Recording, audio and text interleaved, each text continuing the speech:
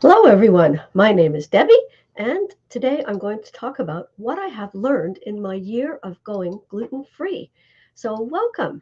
And if you want to know more about some tips and information on how to have a gluten free diet, some of the benefits I've experienced in the last year of just eating gluten free, then stay for the video, give me a like, and subscribe to my channel. Hi, everyone. Just writing a comment here. And let's get started. I'm going to share my screen with some information that I've got. And so I wanted to share with you some of the benefits I found of going gluten free. And it was December 2020 when I went gluten free because I realized that it was making me very sick. So, some of the things I noticed is that I greatly expanded the array of foods that I eat, and I ventured out to try foods that I had never tried before. Grains and combinations, more salads, more legumes, more vegetables, seeds. I didn't eat seeds that much before, but now I eat seeds a lot. Nuts, I always ate some nuts, but now I eat them more. More gluten free grains, and I explored new recipes, so that was very exciting. And the other thing that I did also was, hang on, let me share my screen again. I don't know why I came out of the screen share. Here we go. Oh, hang on. Um, and some of the stuff that I noticed is that I had more energy, less joint pain, much better digestion. I had chronic digestive issues and a lot of joint pain, and I just felt weak and tired a lot of the time. And surprisingly, when I went to the dentist after being gluten free for a few months to get my teeth cleaned, my hygienist said, "You have no plaque on your teeth." And I always had plaque on my teeth before, even though I floss and I brush and I use my water pick quite a bit. I'm pretty conscientious about cleaning my teeth. And she said, "There's virtually no plaque." So that was an amazing benefit for me. How can you eat gluten free? I mean, before I went gluten free, and I'll stop sharing for a minute, I was a gluten person. I loved bread and I loved pasta. I loved bakery stuff. I loved making homemade bread and croissant. I loved meat pies and sweet pies. I just loved any kind of baked good and lots of dishes with pasta. And I ate bread every day. And it didn't bother me. But a few years ago, I decided to start, or at least I was not aware that it bothered me. That's a big difference there, subtle, but a big difference. And then a few years ago, I decided to change my diet a bit to a more of a less inflammatory diet because I was starting to experience joint pain and joint swelling. So I switched to more vegetables and more fruits and more legumes and less processed foods like bread, less dairy. Well, I've been dairy intolerant for quite a long time and it's been getting worse for 20 years. So I was also cutting out dairy at the same time. And in the process, I just ended up kind of cutting out gluten, not on purpose, just in order to eat more fruits and vegetables and legumes and nuts and seeds anyway, just to have a better diet.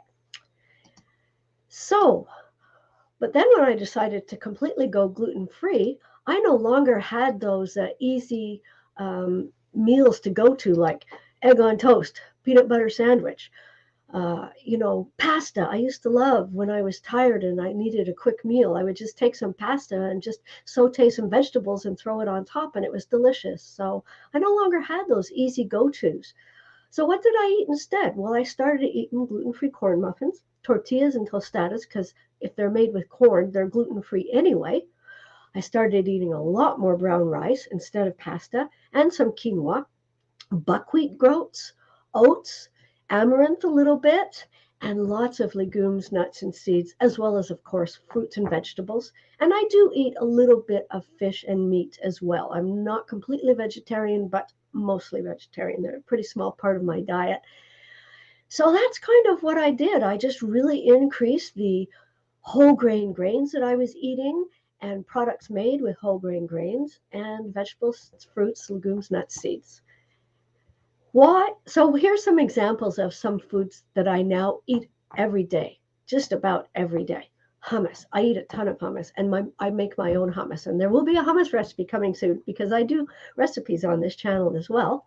Smoothies, that's what I usually have for breakfast now instead of having toast like I used to. I used to have toast and peanut butter or egg on toast every single day. Soups, I eat soup every day. I eat lots of soups and salads. I eat salad every day. So these are just some examples of foods that you could eat that you can either are naturally gluten free, like hummus, or you can make them as a gluten free version, and they're delicious. And why am I doing my gluten free eating this way? Well, there are good reasons why you don't want to just say, oh, I love bread, I'll get gluten free bread. Oh, I love pasta, I'll get gluten free pasta. Oh, I'm a cake lover. Oh, I need some cookies. Oh, I need my croissant, whatever it is. There are good reasons to not just substituting your gluten foods that you love with gluten-free versions that pretty much exist, at least in North America. And one of the big reasons is they have less nutrition. There's also the fact that they're quite a bit more expensive. And if you'd like to know more about that, then check out the video I did, Gluten-Free Eating for Beginners, Do's and Don'ts, and I really go into a lot more depth about actually how the gluten-free versions of bread and pasta and other bakery products are really quite a bit less nutritious for us. So check out that video. I'll put a link in the video description. And I'm just going to stop sharing for a minute while I just get a sip of tea. My throat's a bit dry. I have Earl Grey tea here. And Earl Grey tea is naturally gluten-free. I love Earl Grey tea. And I get this from Murchie's Tea Merchants in Canada. And in my opinion, not that I have a very vast experience with the teas from different, good quality tea merchants around the world, but of all the teas I've ever tasted, Murchie's have the best teas. And I will put a link to their store, their company, in the video description as well. They ship mostly around the world, so if you want to check them out, you can check out their teas. They have a wide variety of teas, and I say this just because I love their teas. I'm not getting any kind of commission on telling you about Murchie's, but I just had to share my love of their Earl Grey. It is the best Earl Grey I've ever had in my life.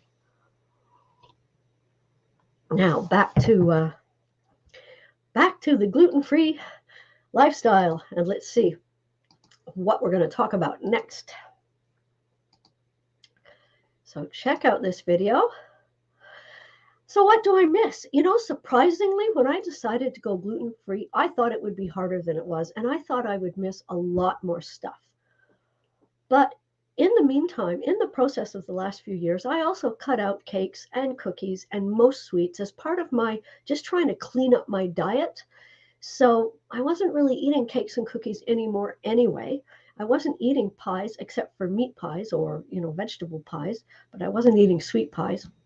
So the only thing I found that I really missed, fresh homemade whole grain bread, because I used to make my own bread a lot, and I love homemade bread, whole grain bread, and warm French bread with butter. I do miss that. But I really like my expanded repertoire of foods and recipes, and I've explored a lot of new recipes. I've learned a lot about gluten-free cooking, and I'm really enjoying the creative challenge.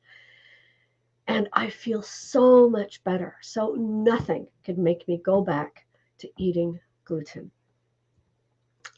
Well, what have I learned in the last year? It takes time to adjust your palate and your habits, and I'll tell you a couple of funny stories. So I used to buy these what do you call I can't even think of the word now, like cabbage rolls. I love cabbage rolls, and I used to buy cabbage rolls, and they were frozen, and I would cook them, and then I'd make them into a portion for my husband, and I'd freeze them, and we'd have a main part of our meal ready. So I bought the cabbage rolls, I froze them, I cooked them, I froze them, and then one day I ate them, and then the next day I ate another one, and I'm like, I'm sick. And I know what it feels like now when I get a gluten sickness. And I'm like, I'm sick from gluten, but what did I eat? I go look at the cabbage roll ingredients, and there was wheat in there. It never occurred to me to look for wheat in the cabbage rolls. And the same thing happened when I did my maple syrup video. If you want to check that out, the chef that provided the Sugar Shack maple syrup feast that I did the video on put wheat in the eggs. And they do that as a thickener. But it never occurred to me to look for wheat in the eggs. So what I've discovered is that every single food that I have been eating, even if I think it doesn't contain gluten, I have to check the ingredient list.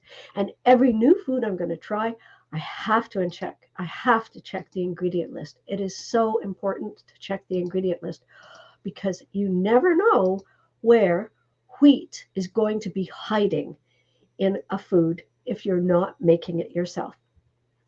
There is hidden gluten in so many regular foods. So you really need to check the ingredient list until you have developed a new range of foods that you know are gluten-free and you're buying the same food, the same brand, and you know it's gluten-free. So that took me a few months of buying stuff and eating it and getting sick until I figured out I really have to check everything. And you might be surprised where you can find wheat. And if you're looking for delicious gluten-free recipes, then check out my playlist. I have a whole bunch of gluten-free recipes on my channel, and that's the name of the playlist. You go to my channel and you'll find them. I'm also going to put a link in the video description below. As well, just to give you a sample of some of my gluten-free recipes, beer batter fried fish with no gluten. I swear, the batter's great, but there's no wheat in there. You love a breakfast wrap? Well, here you can make it gluten-free or for lunch. Salad. This salad is naturally gluten-free, but I put it in here because it's delicious and healthy. And so if you like this content, click the like button and subscribe to my channel. And let me know if you ever have felt that you would like to try gluten-free eating. And if you do, you can check out the first video I referenced earlier on, and you can check out my recipes, and you've got this video, and there will be more videos coming also on with more tips and information around how to have a healthy gluten-free lifestyle. Not everybody needs to go gluten-free. Some people want to because they think maybe gluten isn't good for them, but there are people like me that have to eat gluten-free because it makes me so ill. I don't have a choice. But that's okay because there's a lot of benefits for me, at least, to eating gluten-free. So let me know if you have ever tried to eat gluten-free or if you suspect that gluten foods might be making you ill. And as I said, if you like this video, click the like button, subscribe to my channel, and share it with your friends. And check out my recipes, check out my food reviews, and check out my tips on healthy eating and healthy living. Thanks so much for watching. I will see you in the next video. Have a good day, everyone. Bye.